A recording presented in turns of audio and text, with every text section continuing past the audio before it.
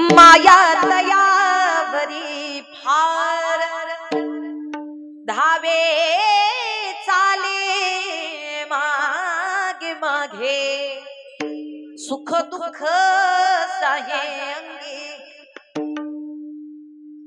या अभंगाच्या माध्यमातून भगवंताच्या अंतःकरणातलं भक्त वात्सल्य प्रतिपादन केलं जातंय। तुमच्या लक्षात असू द्या,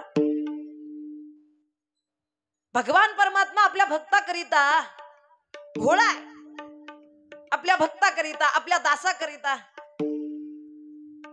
तो फार कृपाळू आहे, तो फार मयाळू आहे।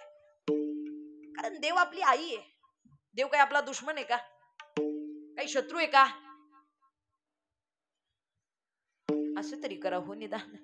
आल्यापासून बघते नुसती असेच पाहत बसली, हे असं बघत बसलं की टेन्शन येतं।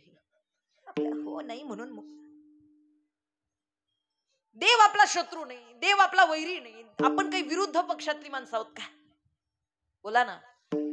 सगळ्यांचा एकच पक्ष कोणता? हरिदास। आपण सगळे हरिदास आहोत आणि त्यामुळे भगवान परमात्म्याची आपल्यावरती अतोनात माया आहे, प्रेम आहे, वात्सल्य। पण अनेक प्रसंगी काही साधकांच्या मनात, काही भक्तांच्या मनात असा प्रश्न निर्माण होतो, आम्ही भक्ती करतो, आम्ही भजन करतो, पंढरपूरची वारी आम्ही करतो, आळंदीची यात्रा आम्ही करतो, भजन आम्ही करतो, नामस्मरण आम्हीही करतो, मग तरी सुद्धा संतांना ज्या प्रकारे भगवंताचं स्मरण झालं, ज्या प्रकारे भगवंत दिसला, ज्या प्रकारे भगवंत पाहिला, तसं आम्हाला का दिसत नाही? ज्या पद्धतीनं संतांना त्या भगवंतानं दर्शन दिलं तसं आम्हाला का भेटत नाही? आम्ही कशात चुकलो? आम्ही साधना चुकली?